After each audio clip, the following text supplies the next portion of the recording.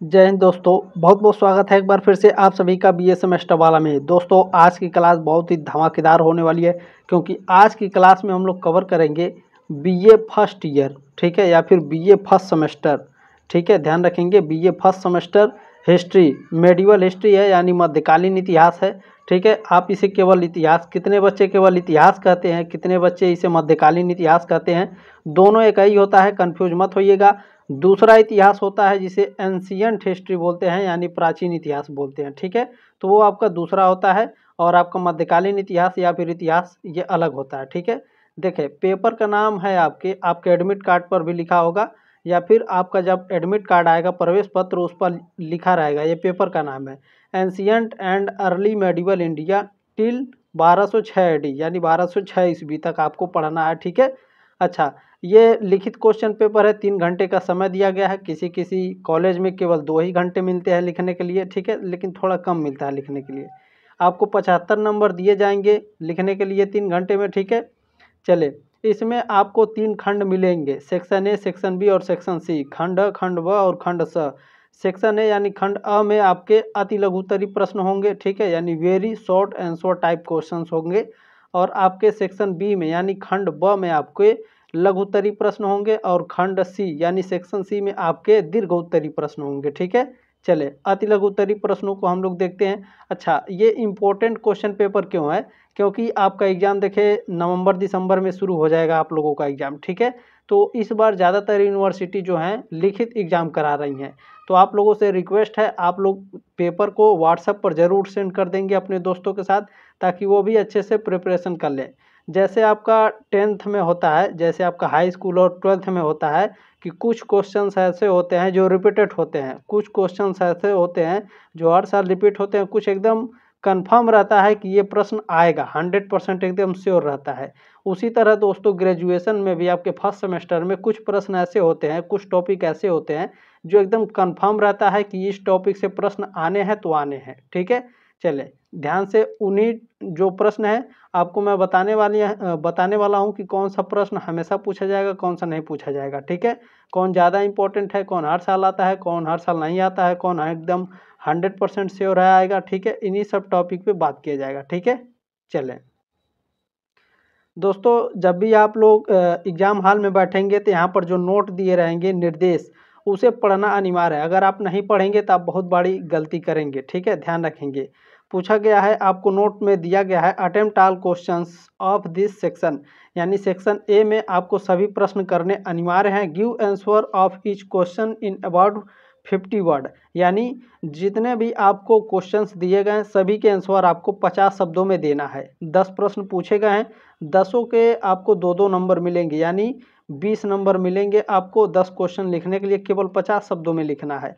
अच्छा, इसका उत्तर कैसे मिलेगा, इसका पीडीएफ कहाँ मिलेगा, ठीक है, मैं इन सभी को लास्ट में बताऊंगा। पहले आप ये जान लीजिए कौन सा ज़्यादा इंपॉर्टेंट है, कौन सा कम इंपॉर्टेंट है, कौन टॉपिक ज़्यादा इंपॉर्टेंट है, किससे ज़्यादा प्रश्न आएगा, ठीक है। तो जो कल्हड़ है दोस्तों, पहला प्रश्न आपका कल्हड़ के बारे में पूछा गया है। तो कल्हड़ की सबसे फेमस पुस्तक कौन सी है? राज तरंगिणी, ठीक है। इसका उत्तर मैं अभी लास्ट में आपको बताऊंगा, ठीक है, ध्यान रखेंगे। पहले आप ये जान लीजिए ये इंपॉर्टेंट है कि नहीं। कल्हड़ ज़्यादा इंपॉर्टेंट नहीं है, ये आपके 2023-24 सत्र में एग्जाम में पूछा गया है, तो 2024 और 2025 में आने की संभावना है। तो 2-3 बार इसे पढ़ेंगे, क्योंकि ये ज़्यादा नहीं आता है, ठीक है, कल्हड़ के बारे में। तो 2-3 बार पढ़ लीजिएगा कल्हड़ के बारे में।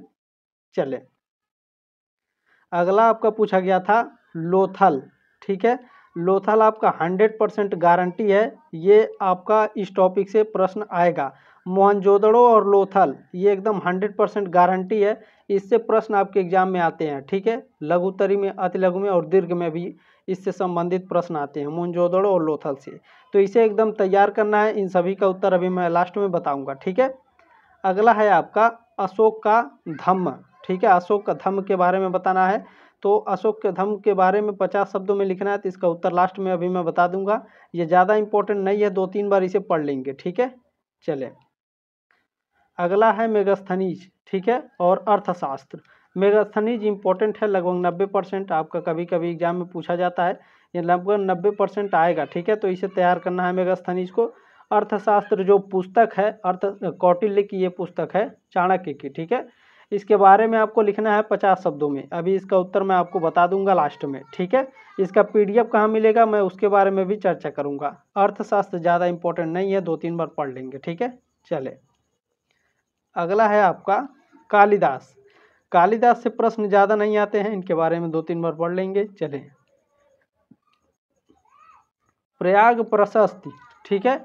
इसके बारे में ज़्यादा पूछा नहीं जाता है, इसे भी पढ़ लेंगे। एक टॉपिक है उसे पढ़ेंगे, प्रयाग प्रशस्ति उसमें है, उसे पढ़ लेंगे, ठीक है। 2-3 बार इसे पढ़ना है। अभी इसका उत्तर मैं बता दूंगा, ये ज़्यादा इंपॉर्टेंट नहीं है। वाणभट्ट ये इम्पोर्टेंट है, ठीक है, 100% ये इम्पोर्टेंट है, ध्यान से पढ़ लेंगे। वाणभट्ट के बारे में हर साल पूछा जाता है, ठीक है। चले अगला है तराइन का युद्ध, वेरी वेरी मोस्ट इम्पोर्टेंट है, इसे भी तैयार करना है, ध्यान रखेंगे इस बात को, ठीक है।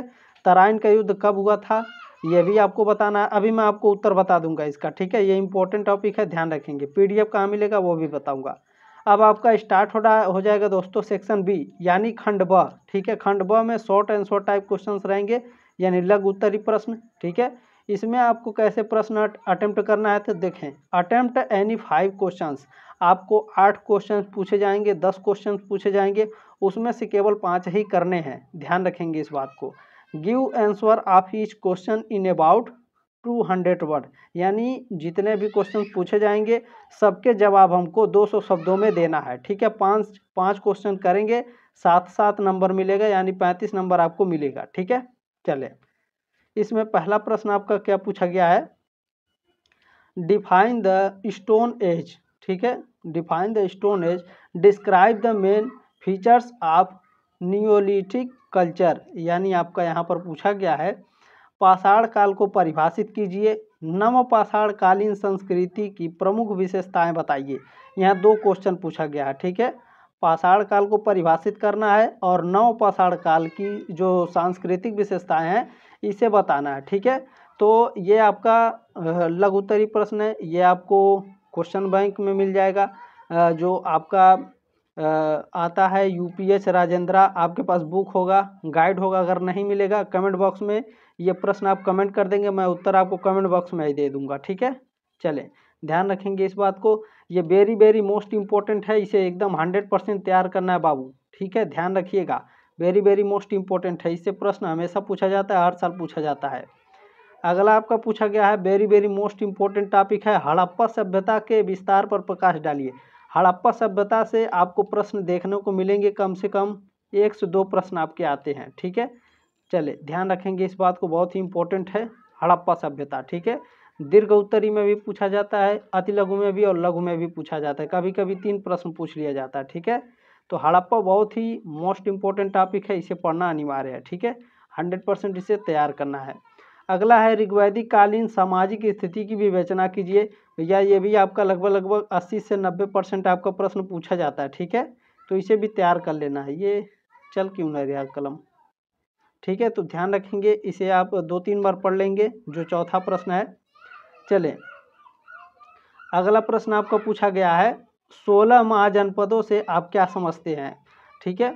ये भी आपका ज़्यादा इम्पोर्टेंट नहीं है, इसे आप स्किप कर सकते हैं, लेकिन स्किप मत करिएगा, 2-3 बार मैं रिकमेंड करूँगा, 2-3 बार जरूर पढ़ेंगे, ठीक है। जो भी क्वेश्चन पेपर में क्वेश्चन दिए रहते हैं उसे बिल्कुल भी स्किप मत किया करिए, कम से कम 2-3 बार अवश्य पढ़ लेंगे, ठीक है। और मुझे उम्मीद है जब आप 2-3 बार पढ़ लेते हैं तो आप कुछ ना कुछ लिख देंगे, आप आराम से पास हो जाएंगे, ठीक है। चलें मौर्य प्रशासन की विवेचना कीजिए। मौर्य काल से संबंधित दोस्तों एक प्रश्न आता है, 100% गारंटी है, इसे पढ़ लेंगे, ठीक है। चलें अगला है आपका समुद्रगुप्त की उपलब्धियों पर प्रकाश डालिए। ये हमेशा प्रश्न नहीं पूछा जाता है, 2-3 बार पढ़ लेंगे दोस्तों इसे। और इन सभी को जब आपका एग्ज़ाम नज़दीक आएगा तब इन सभी प्रश्नों का उत्तर बता दिया जाएगा, ठीक है। नहीं मिलेगा तो मैं हूँ ही। चले अगला है हर्षवर्धन के जीवन और कार्यों की विवेचना कीजिए। तो हर्षवर्धन के बारे में एक प्रश्न पूछता है, इम्पोर्टेंट टॉपिक है, इसे पढ़ लेंगे, ठीक है। चलें ये बहुत ही इम्पोर्टेंट है, भारत में सामंतवाद के उदय पर टिप्पणी लिखिए। या फिर आपका अति लघु में पूछता है सामंतवाद, केवल इतना दे देगा, सामंतवाद के बारे में लिखना रहेगा, ठीक है। तो बहुत ही इम्पोर्टेंट टॉपिक है सामंतवाद, इसे जरूर पढ़ना है, ठीक है।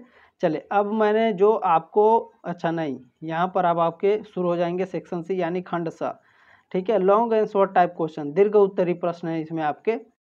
दोस्तों इसमें दीर्घ उत्तरीय प्रश्न में आपको 4 क्वेश्चन दिए रहेंगे, जिसमें केवल 2 ही क्वेश्चन हमें करने होंगे, ठीक है। चलें, और 2 क्वेश्चन हमें 500 शब्दों में लिखने होंगे, और 2 क्वेश्चन के मतलब एक क्वेश्चन लिखेंगे आपको 10 नंबर मिलेगा, 2 क्वेश्चन लिखेंगे आपको 20 नंबर मिलेगा, ठीक है, ध्यान रखेंगे। चलिए इसमें जान लेते हैं कौन सा इम्पोर्टेंट टॉपिक है। वेरी मोस्ट इम्पोर्टेंट टॉपिक है पहला वाला, वैदिक काल, ठीक है। जो वैदिक काल है दोस्तों, वेरी मोस्ट इम्पोर्टेंट टॉपिक है, 100% एकदम श्योर है भैया, ये छप जाएगा प्रश्न, ठीक है। वैदिक काल, इसे पढ़ना अनिवार्य है। वैदिक काल के राजनीतिक, सामाजिक, आर्थिक एवं धार्मिक जीवन का वर्णन कीजिए, ठीक है, 10 नंबर एकदम फटाक से मिलेगा। अगला है आपका मौर्य साम्राज्य के पतन के कारणों का उल्लेख कीजिए। मौर्य साम्राज्य इंपॉर्टेंट है भैया, इसे पढ़ लेंगे, ठीक है। चलें, अगला है आपका गुप्तकालीन, ठीक है। गुप्तकाल भारतीय इतिहास का स्वर्ण युग है। क्या आप इस बात से सहमत है? ये प्रश्न हमेशा नहीं पूछा जाता भैया, लेकिन गुप्तकाल जो है इम्पोर्टेंट टॉपिक है, इसे पढ़ लेंगे, ठीक है। चलें, अगला है आपका इसमें भारत में तुर्कों की सफलता एवं राजपूतों की असफलता के कारण बताइए। इम्पोर्टेंट टॉपिक नहीं है, इससे ज़्यादा प्रश्न नहीं आते हैं, ठीक है, लेकिन इस प्रश्न को 2-3 बार जरूर पढ़ लीजिएगा। देखिए जो प्रीवियस ईयर में पूछे जाते हैं दोस्तों, क्या होता है कभी कभी कि वो आपके आ ही जाते हैं, ठीक है, अगले साल। तो यहाँ पर आपका समाप्त हो गया। तो चलिए मैं आपको इन सभी प्रश्नों के उत्तर बता देता हूँ जो मैंने शुरू में आपको बताया था। यहाँ पर अति लघु उत्तरीय प्रश्नों को, ठीक है, कल्हड़, लोथल के बारे में, मोहनजोदड़ो, अशोक का धम्म क्या है, मेगास्थनीज अर्थशास्त्र के बारे में, कालिदास जी के बारे में, ठीक है। चले दोस्तों, आपको इन सभी का उत्तर बताता हूँ और PDF कहाँ मिलेगा उसके बारे में भी बात करते हैं। चले दोस्तों, इसमें आपका पहला पूछा गया था कल्हड़, कल्हड़ के बारे में पूछा गया था। कल्हड़ कौन थे? तो चलिए जानते हैं। देखें, कल्हड़ जो थे 12वीं सदी के एक प्रमुख कश्मीरी इतिहासकार थे। कल्हड़ कौन थे? कश्मीरी इतिहासकार थे 12वीं सदी के, ठीक है। उनकी रचना कौन सी फेमस है? राज तरंगिणी जो रचना है इनकी बहुत ही फेमस है, इन्हीं के लिए इनको जाना जाता है, ठीक है।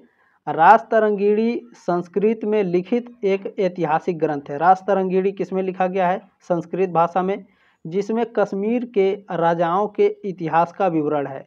अच्छा, इसे याद करने का सबसे आसान तरीका, ध्यान से सुनिए मैं जो बोल रहा हूँ। कल्हड़ जो हैं कश्मीरी इतिहासकार हैं, ठीक है। उनकी एक रचना है राज तरंगिणी। राज तरंगिणी संस्कृत भाषा में लिखा गया है, और उस राज तरंगिणी में संस्कृत भाषा में लिखा गया है राज तरंगिणी, और जो राज तरंगिणी है वो कश्मीर के राजाओं के बारे में लिखा गया है, ठीक है। अच्छा, आगे पढ़ते हैं। यह ग्रंथ न केवल कश्मीर के प्राचीन इतिहास को समझाने का एक महत्वपूर्ण स्रोत है, बल्कि इसमें तत्कालीन समाज, सांस्कृतिक और राजनीति की भी झलक मिलती है। कल्हड़ का यह कार्य भारतीय इतिहास लेखन में एक महत्वपूर्ण मील का पत्थर माना जाता है। वेरी मोस्ट इम्पोर्टेंट टाइप है, टॉपिक है आपका राज तरंगिणी, कल्हड़, ठीक है। ये हमेशा नहीं पूछा जाता है दोस्तों, लेकिन 2-3 बार पढ़ लेंगे। अगर आप इसका PDF पाना चाहते हैं तो क्या करेंगे? टेलीग्राम ग्रुप का लिंक दिया गया डिस्क्रिप्शन बॉक्स में, उसे ज्वाइन कर लीजिएगा, और वीडियो के ठीक नीचे आपको PDF मिलेगा, डाउनलोड करके आराम से पढ़ लीजिएगा। अगर नहीं मिलता है तो आप इसका स्क्रीनशॉट लेकर रख लीजिएगा, एकदम आराम से पढ़िएगा, कोई दिक्कत नहीं है। बहुत सारे बच्चों से बात हो रही है अलग अलग यूनिवर्सिटी के, और सभी से मैं मॉडल पेपर, क्वेश्चन पेपर मंगा रहा हूँ, ठीक है। वो सभी मैं सॉल्व करके आपको दे दूंगा, ठीक है। चलें, इसमें अगला टॉपिक आपका पूछा गया था लोथल।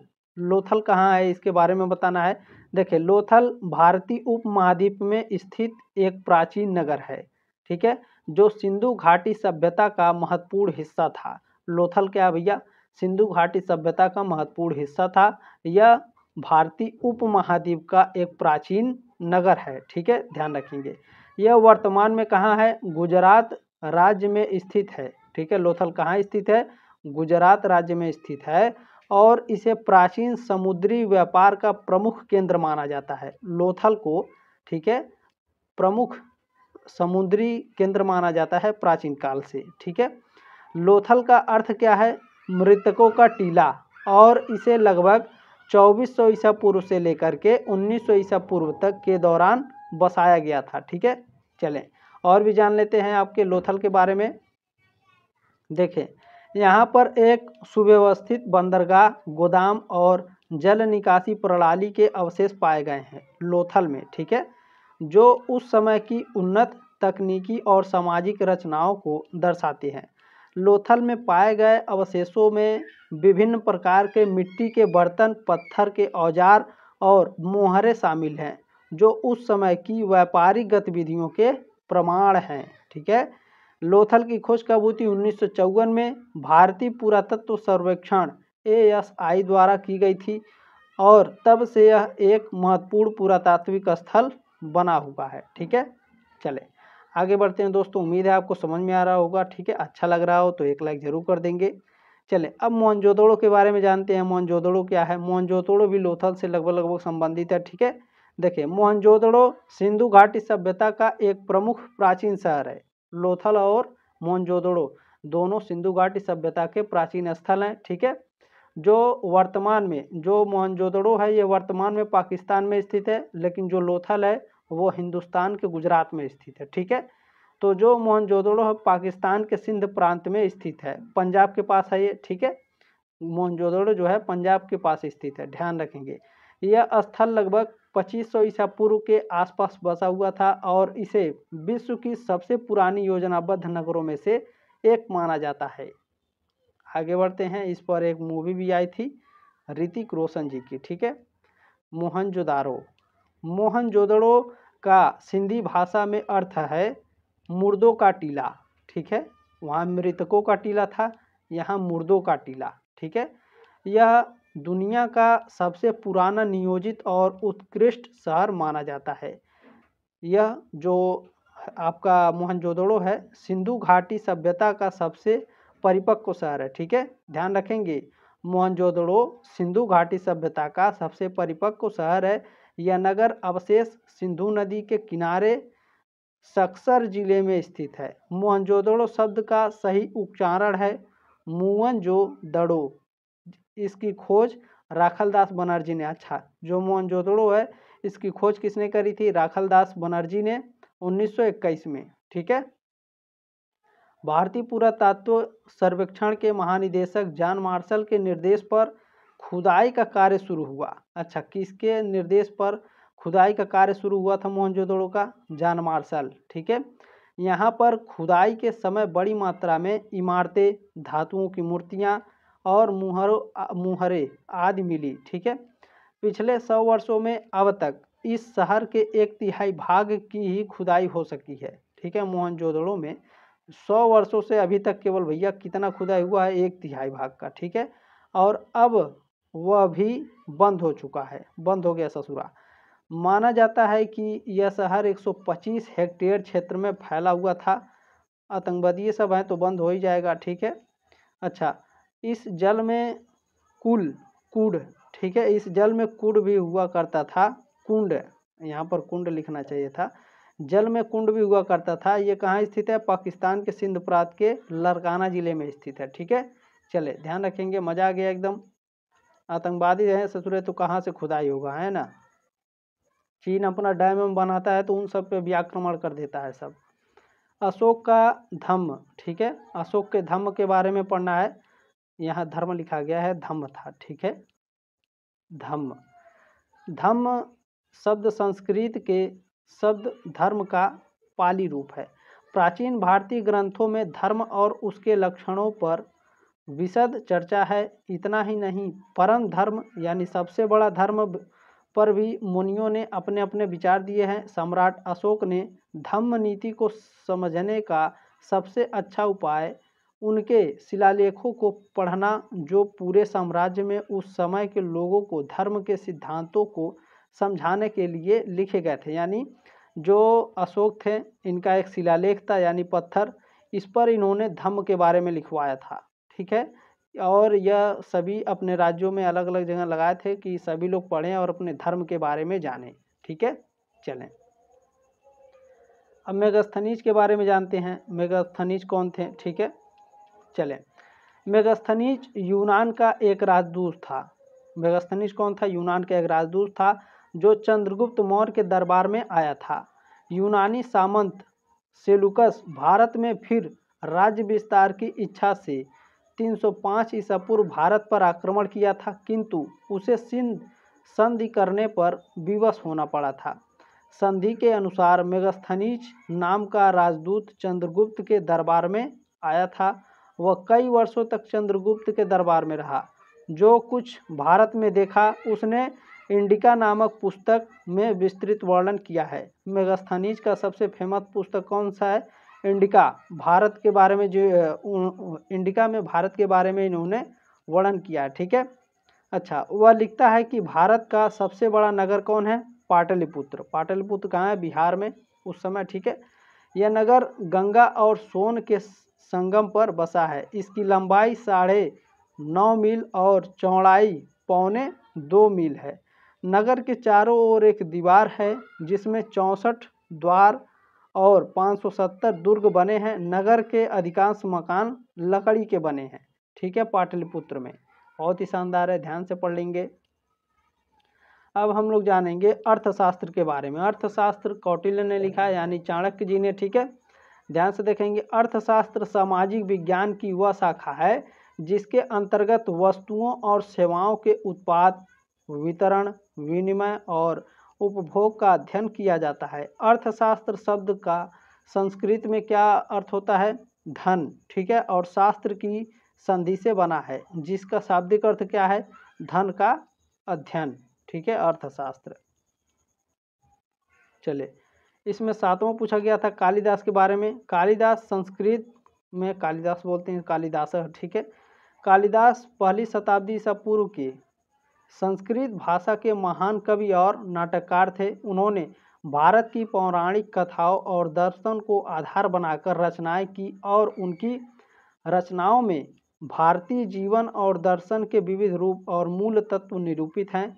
कालिदास अपनी इन्हीं विशेषताओं के कारण राष्ट्र की समग्र राष्ट्रीय चेतना को स्वर देने वाले कवि माने जाते हैं और कुछ विद्वान उन्हें राष्ट्रीय कवि का स्थान देते हैं। ठीक है। अच्छा, इनकी कालिदास की एक रचना थी अभिज्ञान शाकुंतलम। ठीक है। यह बहुत ही प्रसिद्ध रचना है कालिदास जी की। इसमें आपका 8वां पूछा गया है प्रयाग प्रशस्ति। प्रयाग प्रशस्ति क्या है?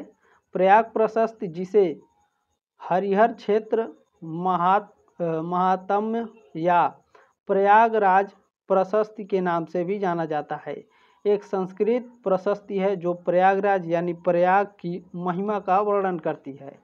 यह प्रशस्ति भारतीय धार्मिक और सांस्कृतिक धरोहर का महत्वपूर्ण हिस्सा है। ठीक है। इलाहाबाद जो है साथियों, इलाहाबाद पहले प्रयागराज नाम था, फिर मुस्लिम आक्रमणकारियों ने उसे इलाहाबाद में तब्दील कर दिया। फिर आए योगी जी। योगी जी इलाहाबाद का नाम बदल के फिर से प्रयागराज रख दिए। ठीक है। चलें आगे बढ़ते हैं। इसमें देखते हैं प्रयागराज उत्तर प्रदेश राज्य में स्थित एक प्रमुख धार्मिक स्थल है जिसे त्रिवेणी संगम के लिए जाना जाता है, जहां गंगा, यमुना और सरस्वती नदियों का संगम होता है। इस स्थान का धार्मिक और ऐतिहासिक महत्व काफ़ी अधिक है और इसे हिंदू धर्म में तीर्थराज यानी तीर्थों का राजा कहा जाता है। प्रयाग प्रशस्ति में प्रयागराज के धार्मिक, सांस्कृतिक, ऐतिहासिक और भौगोलिक महत्व का विस्तार से वर्णन मिलता है। इसे विभिन्न धार्मिक ग्रंथों, पुराणों और काव्य रचनाओं में उल्लिखित किया गया है। ठीक है। प्रयागराज को। ठीक है। अब समझ में आया आपको? इलाहाबाद पहले नाम था, योगी जी ने उसे बदल कर क्या रख दिया? प्रयागराज। कुछ लोग भेदभाव करते हैं लेकिन पहले नाम क्या था? प्रयागराज ही था। ठीक है। ध्यान रखेंगे। अब वाण भट्ट के बारे में पढ़ते हैं। वाण भट्ट कौन थे? तो वाण भट्ट या फिर वाण भट्ट 7वीं शताब्दी के संस्कृत गद्यकार और कवि थे। वाण भट्ट कौन थे? 7वीं शताब्दी के संस्कृत गद्यकार और कवि थे। वह राजा हर्षवर्धन के आस्थान कवि थे। ठीक है। उनके 2 प्रमुख ग्रंथ हैं। वाण भट्ट के 2 प्रमुख ग्रंथ हैं, हर्षचरित और कादम्बरी। हर्षचरित राजा हर्षवर्धन का जीवन चरित है और कादम्बरी विश्व का पहला उपन्यास है। ठीक है। विश्व का पहला उपन्यास कौन है? कादम्बरी। किसकी रचना है? वाण भट्ट की। कादम्बरी पूर्ण होने से पहले ही वाण भट्ट का देहांत हो गया और इसे उनके पुत्र पुलीन भट्ट ने पूरा किया। 2 ग्रंथ संस्कृत साहित्य के महत्वपूर्ण ग्रंथ माने जाते हैं। दोनों ग्रंथ जो हैं कादम्बरी और हर्षचरित, ये दोनों क्या हैं? संस्कृत साहित्य के महत्वपूर्ण ग्रंथ माने जाते हैं। ये लास्ट वाला है तराइन का युद्ध। ठीक है। तराइन का युद्ध इंपॉर्टेंट टॉपिक है, पढ़ लीजिएगा कम से कम 2-3 बार, ठीक है। तराइन का युद्ध भारत के मध्यकालीन इतिहास के महत्वपूर्ण युद्धों में से एक है। इसमें 2 प्रमुख युद्ध हुए थे तराइन के। पहला तराइन का युद्ध हुआ था 1191 ईस्वी में, ठीक है। यह युद्ध दिल्ली के पास तराइन यानी वर्तमान तराइन कहाँ है, हरियाणा में, ठीक है। तराइन का युद्ध दिल्ली के पास हरियाणा तराइन का जो मैदान है हरियाणा में है वर्तमान में, ठीक है। यहीं पर पहला तराइन का युद्ध हुआ था। इस युद्ध में दिल्ली के राजा पृथ्वीराज चौहान और मोहम्मद गौरी के बीच संघर्ष हुआ। पृथ्वीराज चौहान ने इस युद्ध में जीत हासिल की और मोहम्मद गौरी को पीछे हटने पर मजबूर किया। दूसरा देखेंगे क्या है, दूसरा तराइन का युद्ध 1192 में हुआ था। एक साल बाद मोहम्मद गौरी ने फिर से अपनी सेना को संगठित किया और पृथ्वीराज चौहान के खिलाफ दूसरा युद्ध लड़ा। इस बार मोहम्मद गौरी ने पृथ्वीराज चौहान को पराजित किया। इस युद्ध के परिणाम स्वरूप मोहम्मद गौरी ने दिल्ली और उत्तरी भारत के बड़े हिस्से पर अधिकार कर लिया। इन युद्धों का भारतीय इतिहास में महत्वपूर्ण स्थान है, क्योंकि इनसे भारतीय उपमहाद्वीप में मुस्लिम शासन की स्थापना का मार्ग प्रशस्त हुआ, ठीक है। चलें, ये रहे दोस्तों आपके जो मैंने अति लघु उत्तरीय प्रश्न थे उसको मैंने बता दिया, ठीक है। जो लघु उत्तरीय है और दीर्घ उत्तरीय उसको भी मैं बता दूंगा, ठीक है। आप लोग कमेंट करके बताइएगा किस प्रश्न का उत्तर चाहिए। बाकी मैं और भी क्वेश्चन पेपर, मॉडल पेपर लाता रहूँगा, तो प्लीज़ चैनल को सब्सक्राइब जरूर कर लेंगे, ठीक है। जल्दी मिलते हैं आपके नेक्स्ट क्लास में, तब तक के लिए जय हिंद, वंदे मातरम।